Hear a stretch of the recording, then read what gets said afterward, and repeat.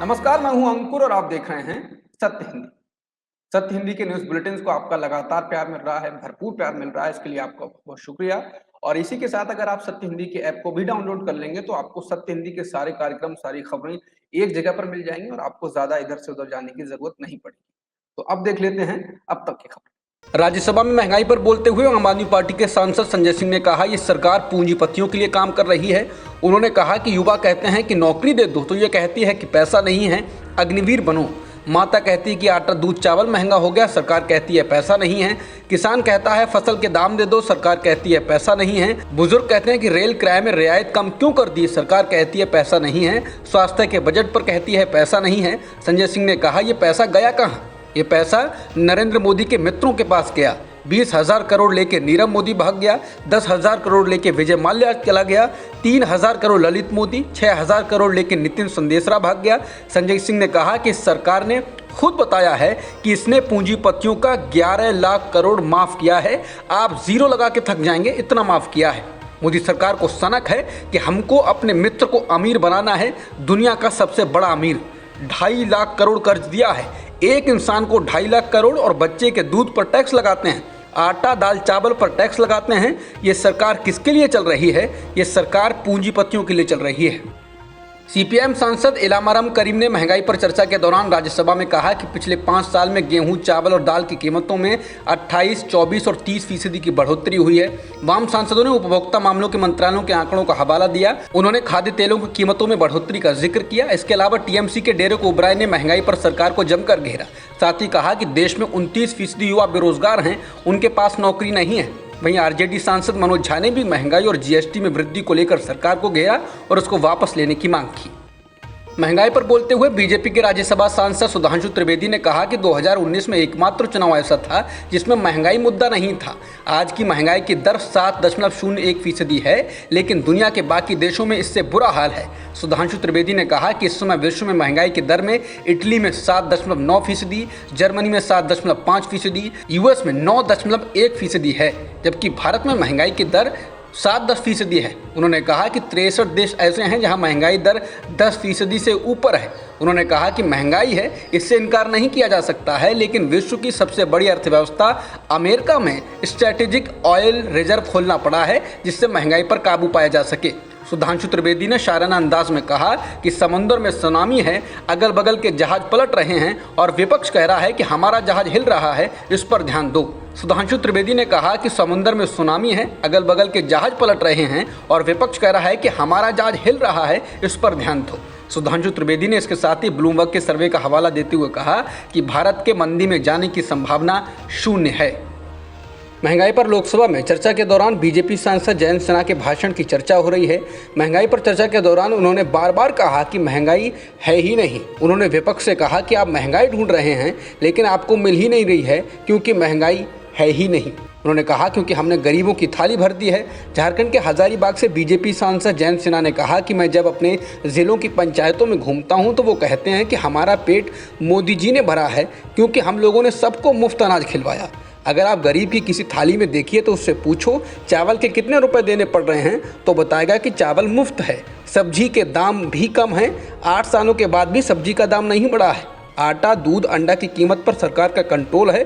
आज महंगाई ढूंढने से नहीं मिल रही है क्योंकि है ही नहीं।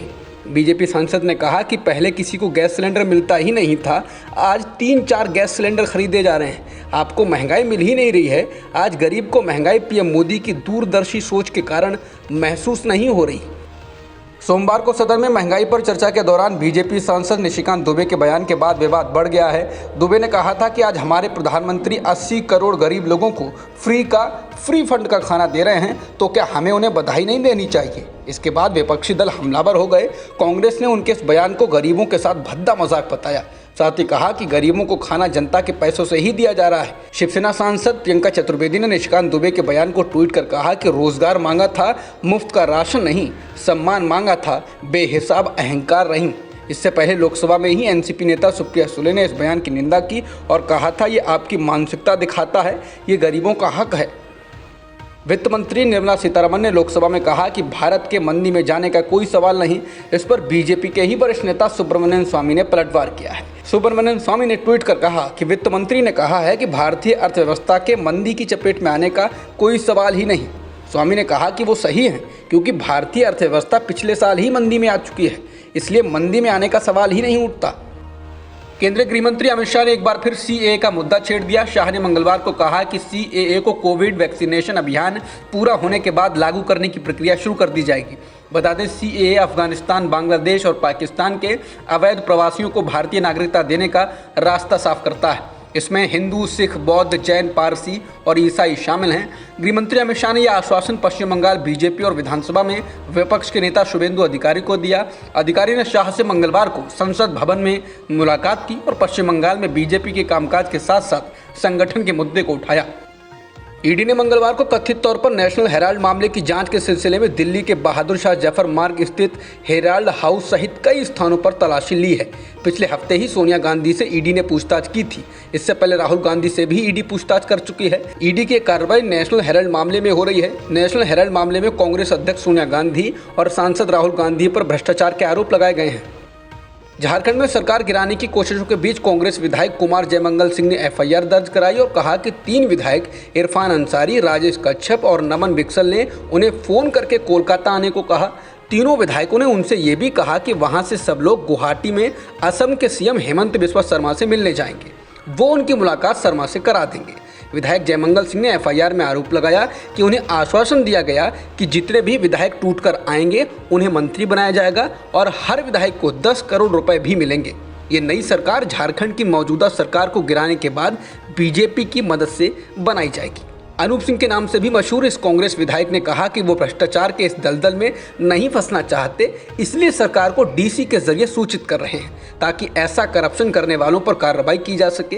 हालांकि दर्ज कराई गई एफआईआर को असम के मुख्यमंत्री हेमंत बिस्वा शर्मा ने फर्जी बताया। उन्होंने एफआईआर कराने वाले विधायक कुमार जयमंगल की वो फोटो साझा की जिसमें वो खुद केंद्रीय मंत्री प्रहलाद जोशी के साथ असम के मुख्यमंत्री यानी कि हेमंत बिस्वा शर्मा के साथ मुलाकात कर रहे हैं।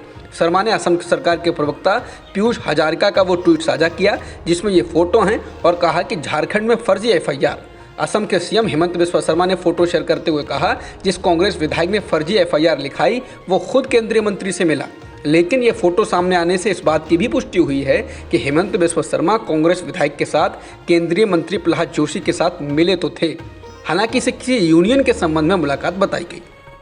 चीन की चेतावनी के बाद भी अमेरिका के हाउस ऑफ रिप्रेजेंटेटिव्स की स्पीकर नैन्सी पेलोसी आज ताइवान का दौरा कर सकती हैं और इसके कारण चीन और अमेरिका में तनातनी और बढ़ सकती है।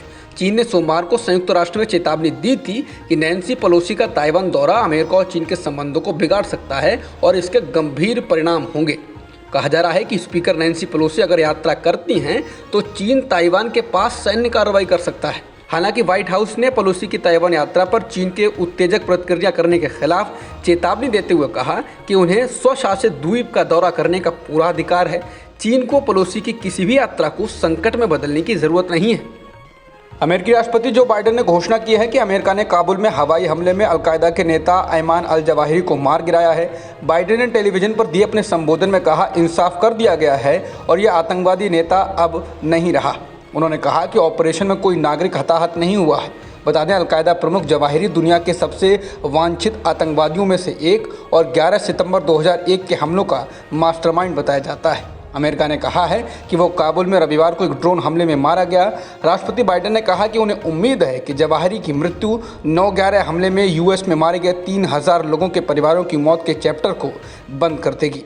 अब तक की खबरों में इतना ही। बाकी खबरों के लिए आप बने रह सकते हैं सत्यहिंदी.com के साथ।